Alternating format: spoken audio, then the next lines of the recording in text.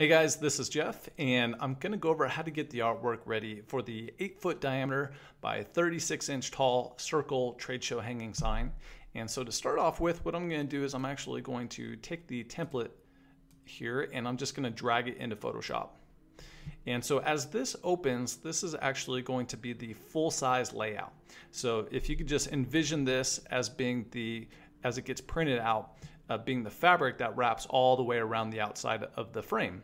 And so this is what we're going to use to go ahead and get the artwork ready so that the size is correct, the proportions are correct, etc.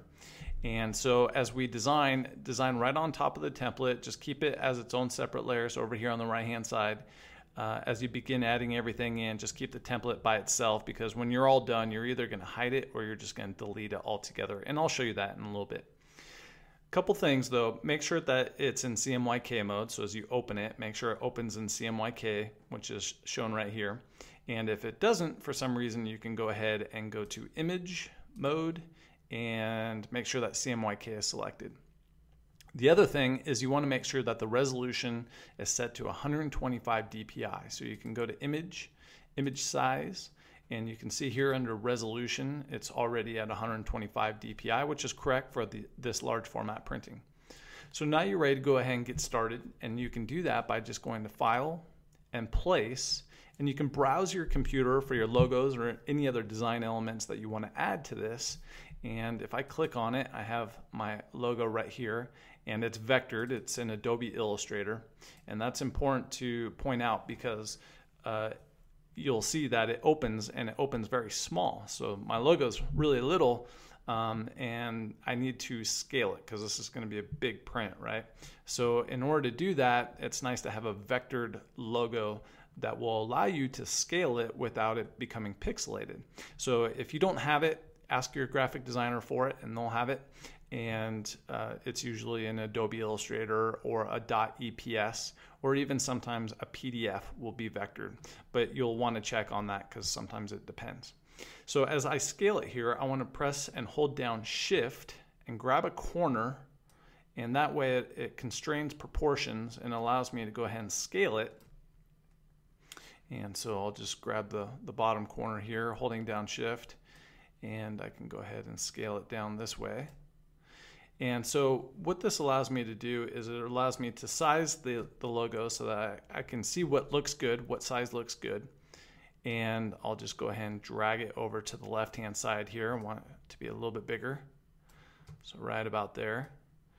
And once we get in position, just right-click and go ahead and click Place.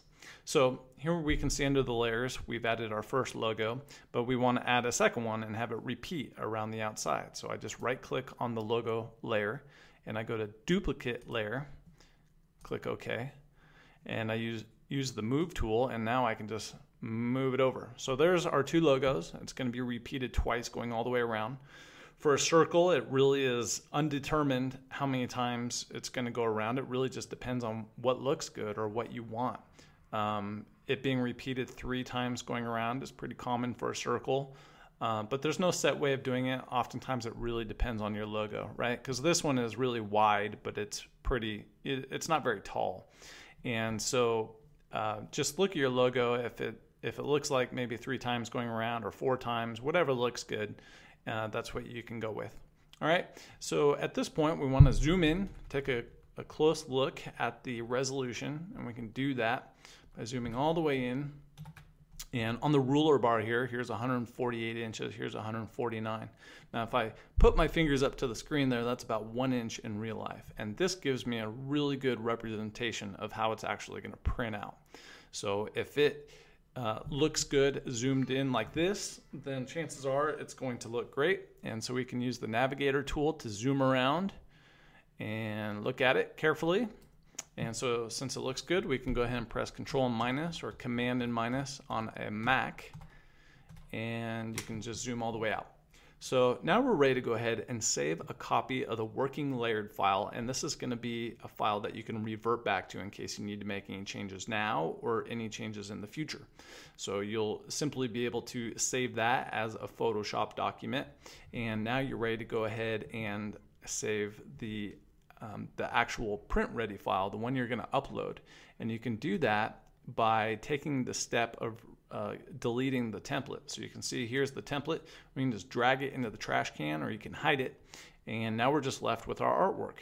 So now we're ready to go ahead and save it. And you can go ahead and go to Layer and click Flatten Image. And now we're just left with the full-size print-ready artwork. So at this point, what you're able to do is save it by going to File and Save As. And usually what you want to do is you want to save it either as a PDF, but sometimes it doesn't let you. Like here's my drop down. And you can see there's no PDF option. And that's because this file is too big, right? Because this is a really big document. It's a really big file that's going to print out. And so it says, nope, we're not going to let you save it as a PDF. And so if it doesn't, that's fine. You can just go ahead and save it as a large document format Photoshop file, a .psb, and that'll be just fine. So now you can go ahead and use that to save it, and just go to Print Ready File, and you can just save it.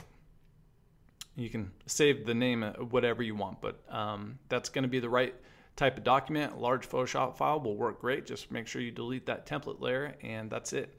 So it's going to lock everything in place, and it's going to be a more manageable file to upload, and it will have really good results once it prints out. So if you have any questions, let me know.